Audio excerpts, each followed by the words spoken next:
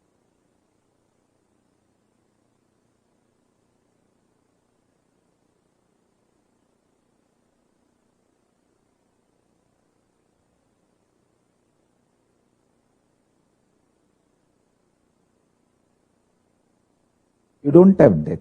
It's all just department transfer. Nothing else.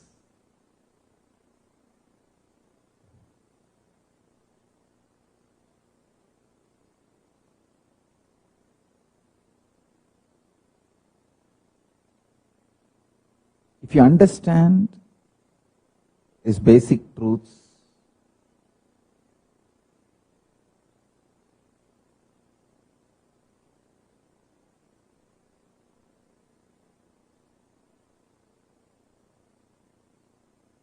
and if you bring these basic truths as your conscious conclusion,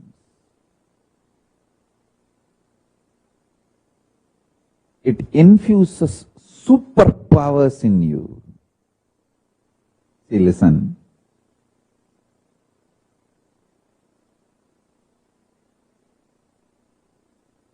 When you are lusty, everything looks romantic. Purpose of the flower changes. Purpose of your identity looks different. Purpose of your life becomes different. When you are terrorized, frightened, in fear, even your cognition gets so deluded, you see only in life negative things inside you, outside you, all around you.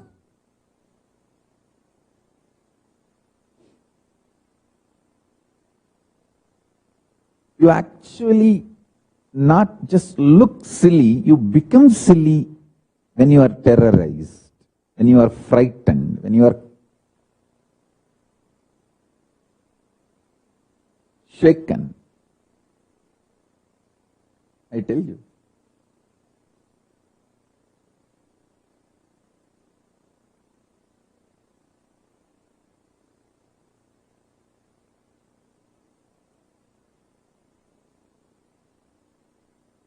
Come to the conscious conclusion, neither fear nor greed, neither honey mood nor bullying mood. When you are terrorized, you try to bully others. Neither honey mood nor bullying mood should be your core existence. Don't make decisions in honey mood or bullying mood. Make decisions in Nandi mode.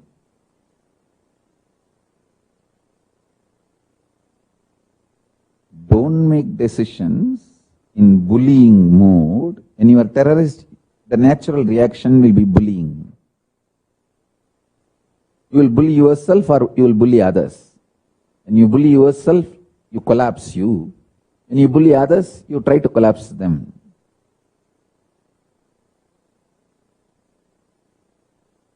So, no bullying mode, no honey mode. When I say horny, sexual horny, H-O-R-N-Y. Neither honey mode. It's not only about sexuality. Even if you are lusty for money or some luxuries, even those modes should not be your power source. Based on that, you should not be taking decisions. Understand? Listen carefully. Understand this one example, then you will understand what I am trying to convey.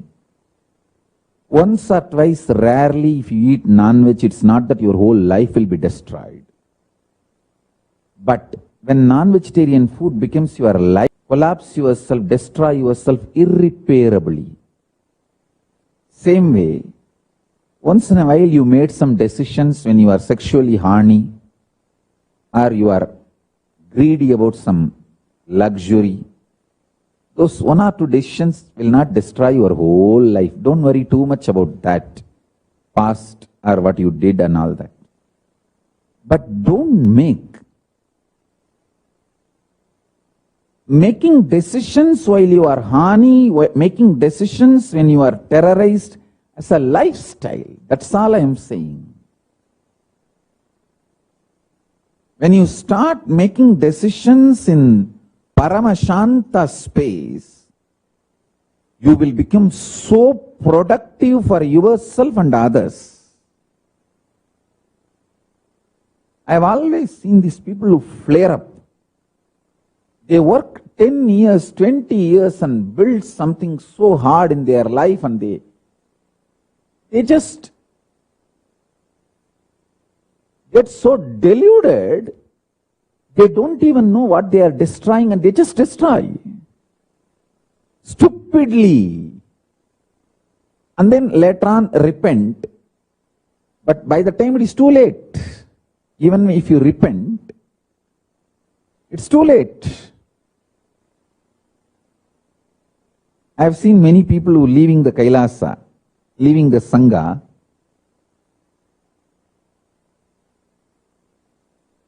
deep delusion.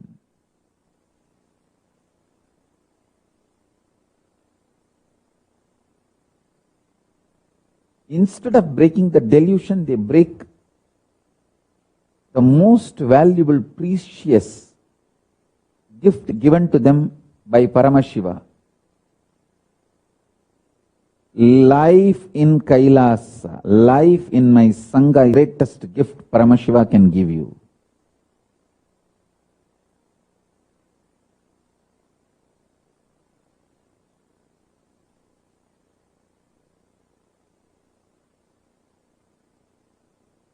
And same way I have seen that positive side, when people feel the intense love,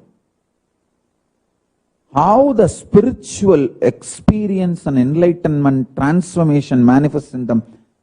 Ordinarily, people need to work 12 years for one powerful cognition to manifest. But when people feel connected to me in intense love, I can see Paramashiva manifests in them just like that. Because you are breathing, my breathing, both are connected to Paramashiva.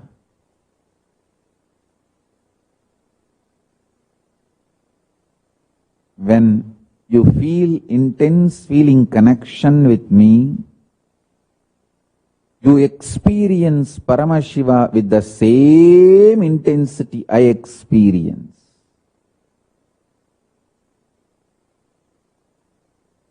So, janmas of my tapas just gets infused into you. You don't need to perform all the tapas I did, all the spiritual penance I did. You don't need to perform. It's like I already built the lift. You just get into the lift and straight reach the Kailasa. You don't need to build your own lift and operate it. I have built the lift, and which is successful, time tested, foolproof.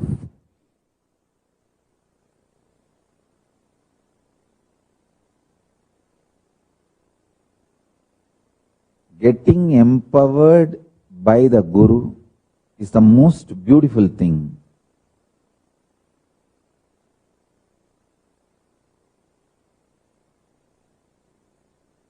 So the powerful cognitions I wanted to convey today,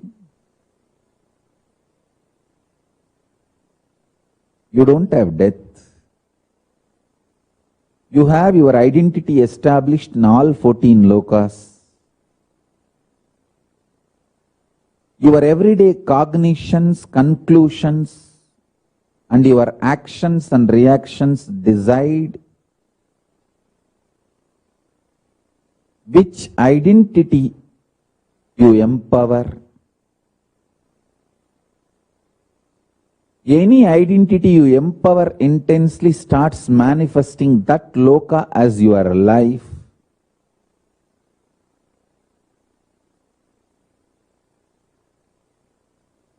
When you empower integrity as the best strategy for your life, Satyaloka manifests in you. That kind of people come around you.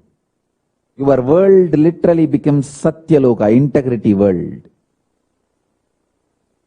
If you manifest Tyaga as your powerful conclusion, you get surrounded by the beautiful, most beautiful Tyagis. And Tapoloka manifests around you. If you manifest integrity to Guru, suddenly Kailasa manifests around you, for you, inside you. You attract such beautiful Gurubais around you. You manifest that kind of a space inside and outside.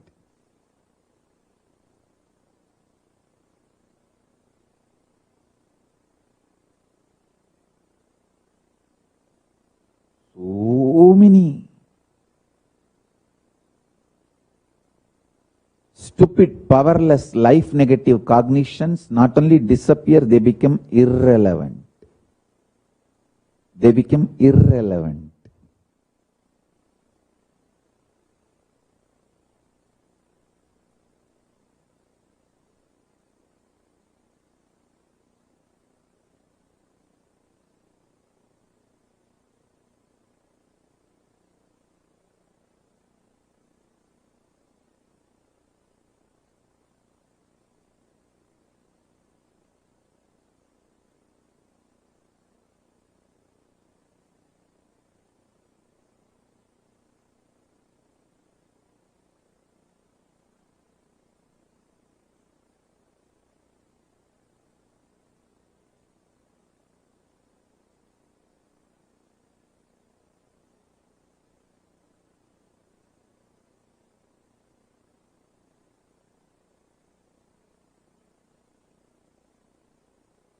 Listen to this satsang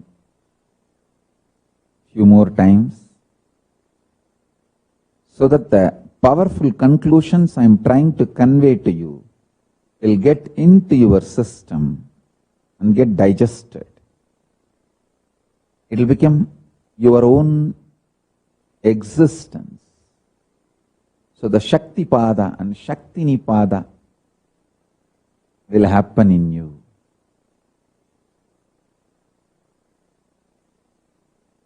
The real enlightenment transmission will happen in you.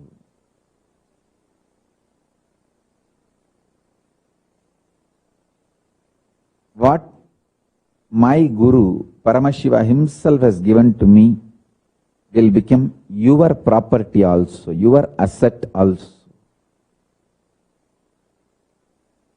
Will become your experience also.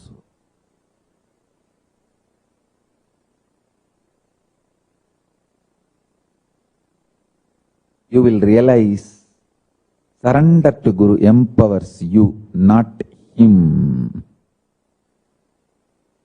Not him, it empowers you. Just like these Rudrakshas are all tied with one thread. This body, the body you are carrying now, and the body you are carrying in Kailasa, and the body you are carrying in Batala, all these 14 bodies are tied through your breathing. Your breathing is the thread through which all the 14 bodies are tied. The 15th one in Kailasa, it's existence. 14 lokas, you have body. 15th, in Kailasa, it's more like existence. All 15 are tied through your breathing. So if you just sit with your breathing, you can reach Kailasa. If you sit with my breathing, you can experience Paramashiva now, right now.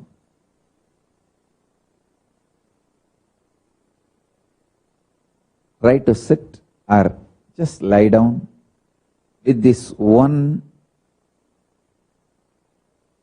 powerful cognition.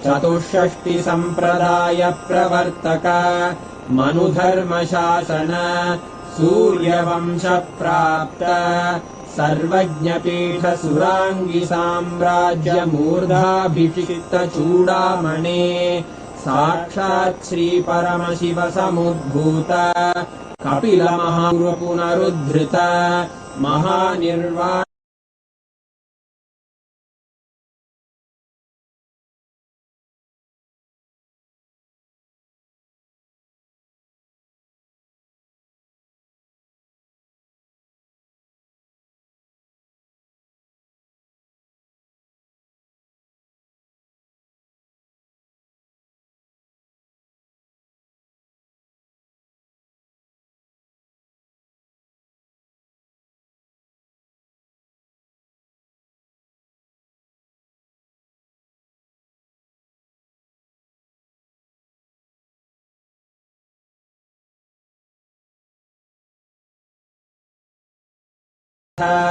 त्रयोविंश गुरु महासन्निधान कैलास परम्परागत आदिपीठ सर्वज्ञपीठ जगद्गुरो श्री कैलास पुनरुद्धारक श्री कैलास परमाचार्य श्रीमत्परमहंस परिव्राजकाचार्य वर्य सच्चिदानंद प्रणव स्वरूप श्रोत्रिय ब्रह्मनिष्ठ श्रीमज्जगद्गुरु श्रील श्री भगवत् श्री नित्यानंद परमशिव श्री ज्ञान संबंध देशिक परमाचार्य स्वामिन् अत्रागत्य परिपाल्य च अस्मान् विज्ञान वितरणेन विजयी भव जय जय।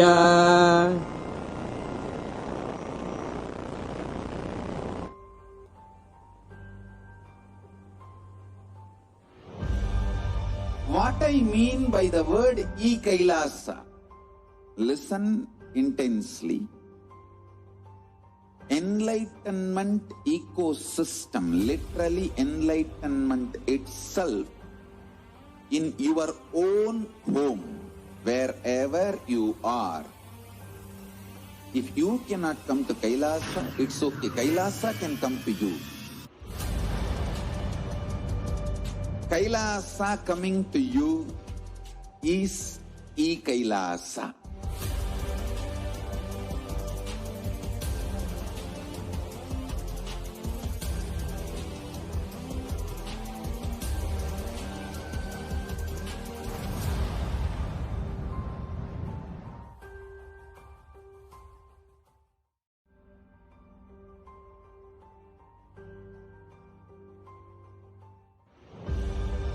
What I mean by the word KAILASA, listen intensely.